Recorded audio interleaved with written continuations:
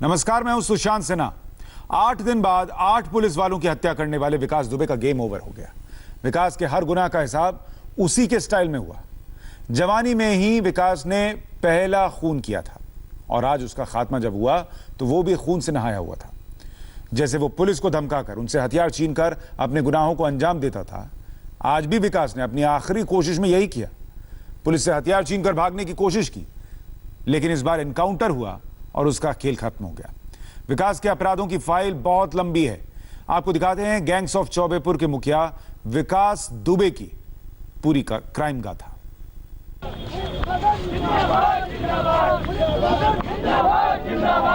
भाई साहब थोड़ा साइड हो। एक गैंगस्टर की उसी के शहर में एनकाउंटर के बाद पुलिस प्रशासन जिंदाबाद के नारे सिर्फ इसीलिए नहीं लग रहे हैं क्योंकि आज शहीद पुलिस वालों की आत्मा को आज शांति मिली है, बल्कि आज एक खूंखार अपराधी की दहशत का हमेशा हमेशा के लिए अंत हो गया।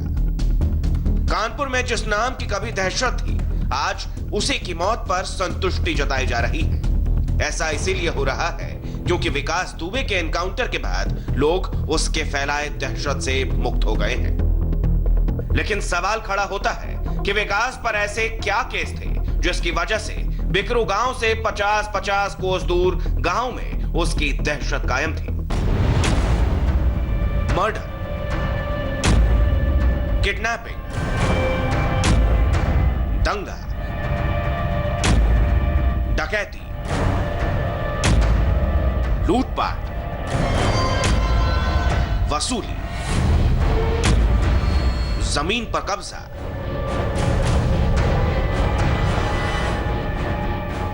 चौबेपुर थाने की क्राइम फाइल के हर दूसरे पन्ने पर बिकरू के विकास दुबे की अपराध कथा मौजूद है।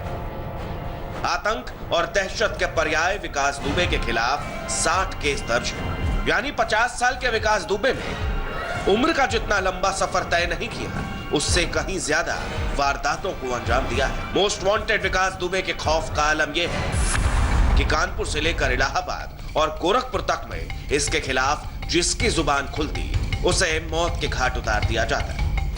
मैं विकास दुबे कानपुर वाला हूं, इन्होंने पकड़ लिया। 3 सालों में विकास दुबे ने अपराध का ऐसा साम्राज्य खड़ा कर दिया जिसके सामने पूरा का पूरा सिस्टम बौना दिखने लगा। केस दर्ज होता, गिरफ्तार होता और कुछ ही दिनों में हवालात से छाती चौड़ी करके बाहर निकल आता। क्योंकि उसके खिलाफ पुलिस ना तो सबूत जुटा पाती, ना ही उसके खिलाफ गवाह। अब कानून उसके लिए खिलवाड़ बन गया। बिकरू गांव उसका बंधक और चौबेपुर थाना उसके अपराध का एपिसेंटर। अपराध की दुनिया में अब उसका सिक्का चलता। उसके किलेनुमा घर की देहरी लोगों के लिए डर और भय का मिसाल बन गई। थाना कैसी कि फेसबुक पर विकास दुबे का पेज बन जाता है, 1000 फॉलोअर्स बन जाते हैं।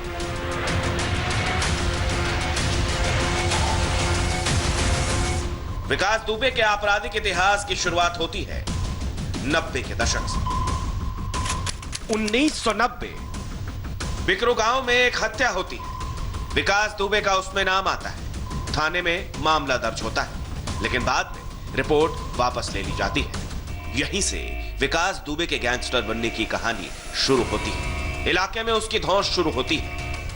कानपुर के इस छोटे से गांव बिकरू का एक 17 साल का नौजवान विकास दुबे, जिसे शुरुआत में तो कोई जानता भी नहीं था, लेकिन 17 साल की छोटी उम्र में विकास दुबे ने गांव के ही एक शख्स की गोली मार के हत्या कर दी।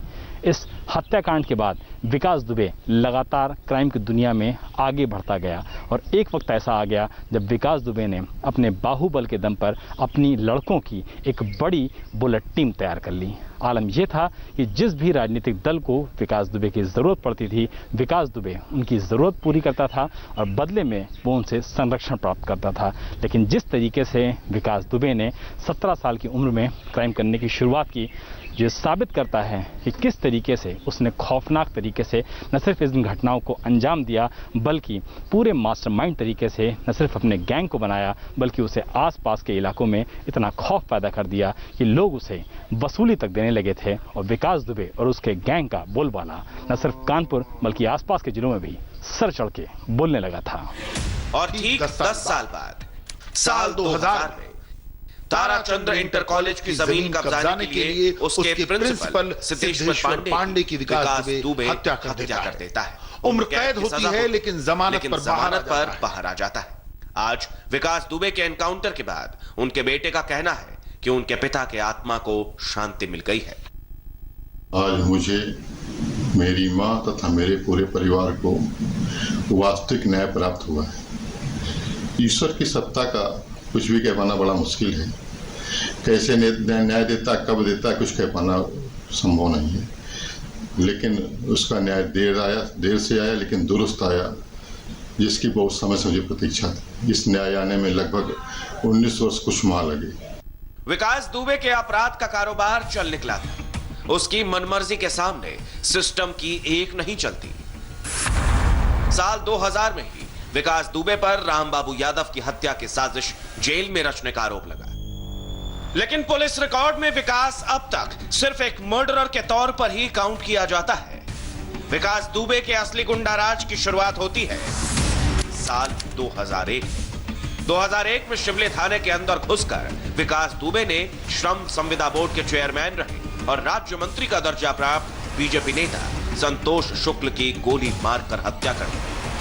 विकास इस हत्याकांड में गिरफ्तार भी हुआ, लेकिन दिन दहाड़े थाने में हुई इस हत्या की गवाही देने वाला कोई भी नहीं मिला और विकास बरी हो गया। संतोष शुक्ला के मर्डर ने पूरे उत्तर प्रदेश में खलबली मचा दी। ये वो दौर था जब सूबे में बीजेपी की सरकार थी और किसी सत्ताधारी पार्टी के नेता को थाने में घुसकर गोलियों से भून दिया गया। विकास दुबे हिंदी हार्टलैंड का अब तक वो मोस्ट वांटेड क्रिमिनल बन चुका था जिसकी तलाश पूरे उत्तर प्रदेश को थी। लेकिन पुलिस को चकमा देने में विकास दुबे माहिर था। इस हत्याकांड के बाद विकास दुबे पूरे प्रदेश में छा गया। खौफ इतना बढ़ा कि उसकी तूती बोलने लगी। मंत्री स्तर के नेता की हत्या के बाद भी जब किसी का कुछ ना हो तो मनोबल बढ़ता ही है। बालिग होने से पहले ही विकास दुबे ने हत्याकांड यानी कि 302 की घटना को अंजाम दिया था। ऐसे में समझा जा सकता है कि इतनी कम उम्र में अगर कोई लड़का ऐसे जघन्य अपराध को अंजाम देता है तो उसकी मानसिक दशा क्या हो सकती है। दरअसल विकास दुबे बेहद कम समय में और बेहद कम उम्र में ही बड़ा माफिया बनना चाहता था। यही वजह है कि अपने वर्चस्व को स्थापित करने के लिए उसने साल 2001 में इसी शिवली थाने में भारतीय जनता पार्टी की सरकार के दौरान दर्जा प्राप्त राज्य मंत्री संतोष शुक्ला को थाने के अंदर ही गोलियों से भून डाला था, जिसके बाद से वो अपने आप को शिवली का डॉन कहलाता था। लेकिन इस मामले के सामने आने के बाद भी अगर उसे सज़ा नहीं हुई तो अपने आप में समझा सकता था कि विकास दुबे का किस तरीके का पूरे एरिया में खौफ था और किस तरीके से लोग उसके खिलाफ गवाही देने में, कोर्ट जाने में डरा करते थे। और यहीं से उसकी शुरुआत हुई थी अपने क्राइम फाइल को आगे बढ़ाने की और यहीं से वो शिवली का डॉन कहलाने लगा था। साल 2004। इसके बाद विकास दुबे ने साल 2004 में कानपुर के केबल व्यवसायी दिनेश दुबे की हत्या करवा दी। 2013 में भी विकास दुबे ने हत्या की एक बड़ी वारदात को अंजाम दिया था। साल 2018 में विकास दुबे ने 2 साल पहले जेल में रहते हुए अपने चचेरे भाई अनुराग पर जानलेवा हमला करवाया, जिसके बाद अनुराग ने पुलिस में एफआईआर दर्ज करवाई थी। यानी जैसे जैसे विकास दुबे की उम्र बढ़ती गई उसके अपराध महल की मीनारें ऊंची होती गई। विकास चाहे बाहर रहे या जेल में, हर तरफ से वो आपराधिक वारदातों को अंजाम देता रहा। राजधानी लखनऊ स्थित प्रदेश के प्रधान नेताओं की नाक तले जुर्म का रक्त रंजित खेल खेलता रहा। पुलिस से आंख मिचौली जारी रही और लूट, जमीन कब्जा और वसूली का उसका धंधा इसी सियासी सरपरस्ती में आगे बढ़ती गई। जाहिर है सियासत, सत्ता और सिस्टम का जब संरक्षण मिलता है तो समाज में विकास दुबे जैसा अपराधी पैदा होता है। कैसे? इसके लिए आपको जाना होगा आज से 24 साल पहले उस दौर में जब विकास दुबे ने अपना सियासी कनेक्शन बनाना शुरू किया। 1996 में चुनाव में चौबेपुर विधानसभा सीट पर बीएसपी से हरिकिशन श्रीवास्तव चुनाव जीते। विकास दुबे ने उन्हें वोट दिलवाया। बीएसपी से उसकी नजदीकी धीरे धीरे और बढ़ी। साल 2002 में जब मायावती यूपी की मुख्यमंत्री थी तो विकास दुबे का सिक्का बिल्हौर, शिवराजपुर, रिनिया, चौबेपुर के साथ कानपुर नगर में चलता था। जेल में रहने के दौरान शिवराजपुर से विकास दुबे नगर पंचायत का चुनाव जीत गए। विकास दुबे बीएसपी सरकार के समय फलाफूला और आपराधिक गतिविधियों को अंजाम देते हुए खूब पैसे भी बनाए। इसके बाद जब समाजवादी पार्टी की सरकार आई तो उसमें भी वो किसी न किसी सत्ताधारी नेता के संपर्क। यूपी के गैंगस्टर विकास दुबे को आखिरकार उसके गुनाहों की फाइनल सजा मिली गई। कानपुर में 8 पुलिसकर्मियों की हत्या का आरोपी विकास दुबे कानपुर में एनकाउंटर के दौरान मारा गया। 8 पुलिस वालों की शहादत का बदला 8वें दिन पूरा हुआ। जिस कानपुर की जमीन पर विकास ने अपराध का साम्राज्य बनाया, उसी कानपुर में उसका एनकाउंटर हो गया और इसी के साथ शहीद पुलिस वालों को भी इंसाफ मिल गया। उज्जैन से कानपुर लाने के दौरान पुलिस की वो गाड़ी पलट गई जिसमें विकास दुबे सवार था।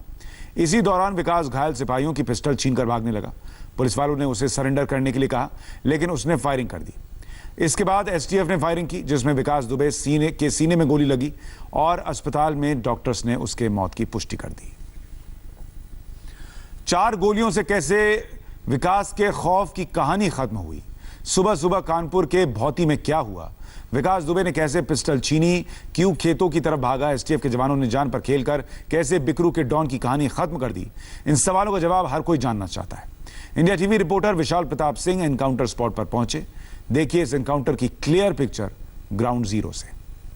हम इस समय कानपुर के भौती क्षेत्र में मौजूद हैं, जो कि कानपुर हाईवे से सटा हुआ इलाका है। विकास दुबे एसटीएफ की 3 गाड़ियों में बैठ करके इसी इलाके से, इसी हाईवे से गुजर रहा था। उसी दौरान बताया जाता है कि गाड़ियों में रफ्तार तेज थी, बारिश हो रही थी, एकाएक संतुलन बिगड़ता है गाड़ी का और जो गाड़ी जिसमें विकास दुबे अन्य 3 पुलिसकर्मियों के साथ बैठा हुआ था, वो गाड़ी आकर के यहीं पे ओवरटर्न हो जाती है। जो गाड़ी का ये हिस्सा टूटा हुआ पड़ा हुआ है, ये इशारा करता है कि गाड़ी यहीं पे आकर के गिरती है, पलटती है और उसके बाद विकास दुबे फौरन यहां से गाड़ी से बाहर निकलता है और इंस्पेक्टर पचौरी जो कि एसटीएफ के इंस्पेक्टर हैं, उनकी सर्विस रिवॉल्वर यानी कि 9mm पिस्टल को फौरन निकाल करके यहां से वो भागने की कोशिश करता है इसी कच्चे रास्ते पर। इंस्पेक्टर पचौरी घायल हो गए थे, लेकिन इंस्पेक्टर पचौरी के साथ जो टीम थी, 2 गाड़ियों में एसटीएफ के और पुलिस के जो जवान हैं वो भी पूरी तरीके से यहाँ पर मुस्तैद थे। सबसे पहले विकास दुबे को रोका जाता है कि रुक जाओ यहाँ पर, वरना तुम्हारे ऊपर हम गोली चला देंगे। बताया जाता है कि जैसे ही इस इलाके से विकास दुबे भागने की कोशिश करता है, वो पुलिस पार्टी पर फायरिंग करता है। विकास दुबे भागने की जो अपनी कोशिश है, रस्साकशी है, उसको वो खत्म नहीं करता है। यही वजह है कि इस संकरे रास्ते पर, जो कि हाईवे से लगभग 100 मीटर की दूरी पर है, 100 मीटर तक वो भागते हुए जाता है और उसके बाद इन्हीं कच्चे रास्तों में जहाँ पानी भरा हुआ है, विकास दुबे भागने की कोशिश लगातार करता है। उसके पास पिस्टल होती है, वो पिस्टल के ज़रिए पुलिस को धमकाने की कोशिश करता है कि उसको पकड़ने की कोशिश ना की जाए, लेकिन एसटीएफ के जवान लगातार उसको रोकने की कोशिश करते हैं। विकास दुबे नहीं मानता है। ये संकरा रास्ता है, पतला रास्ता है, यहाँ पर काफ़ी पानी भी इस समय था, बारिश तेज हो रही थी और उसी दौरान बताया जाता है कि इतने इलाके में भागते हुए विकास दुबे पहुँचता है और ये पूरा जो इलाका है ये हाईवे से लगभग 100 मीटर की दूरी पे है। आप मेरे ठीक पीछे जो एरिया देख रहे हैं, इसी एरिया में विकास दुबे आकर के जब खड़ा होता है, पुलिस के ऊपर फायरिंग करने की शुरुआत करता है। उसी दौरान यूपी एसटीएफ के जवान अपनी पिस्टल को निकालते हैं, AK-47 को निकालते हैं और उसके ऊपर फायरिंग करते हैं। मौके पर ही विकास दुबे को 4 गोलियां लगती हैं, यूपी एसटीएफ के जवानों को गोली लगती है, लेकिन विकास दुबे को फौरन के फौरन यहां से उठा करके जो एसटीएफ के जवानों की दूसरी गाड़ियां थी उसमें डाला जाता है और उसे अस्पताल भेज दिया जाता है, जहां अस्पतालों में उसको मृत घोषित कर दिया जाता है। और ये बताया जाता है कि विकास दुबे के शरीर में 4 बुलेट्स पाए गए हैं, जो इशारा करता है कि जिस तरीके से यहाँ पे एनकाउंटर हुआ, उस एनकाउंटर में विकास दुबे मारा गया और जो कहानी कानपुर इलाके से शुरू हुई थी वो लगभग 20 साल बाद इसी कानपुर इलाके में आकर के खत्म हुई है। कैमरामैन मकसूद आलम के साथ विशाल प्रताप सिंह, इंडिया टीवी, कानपुर। विशाल ने एनकाउंटर के स्पॉट की और भी पड़ताल की है, एक और रिपोर्ट उनकी दिखाता हूं। सुबह लगभग 6:30 से 6:45 के बीच का वक्त था। विकास दुबे एसटीएफ की गाड़ियों में बैठ करके उज्जैन से कानपुर की ओर इसी हाईवे से जा रहा था। बताया जाता है कि तेज बारिश हो रही थी और एसटीएफ की गाड़ियों की स्पीड भी काफ़ी तेज थी। जल्द से जल्द उसको सभी लोग कोर्ट और एसटीएफ के दफ्तर पहुंचा देना चाहते थे। इसी भी बताया जाता है कि यहीं से जैसे ही गाड़ी करीब आई है हाईवे से, गाड़ी स्किड हुई है, अनियंत्रित हुई है, क्योंकि रफ्तार बहुत ज़्यादा थी। इसी रफ्तार को ड्राइवर कंट्रोल नहीं कर सका और गाड़ी यहाँ पे आकर के लेफ्ट साइड में गिर गई।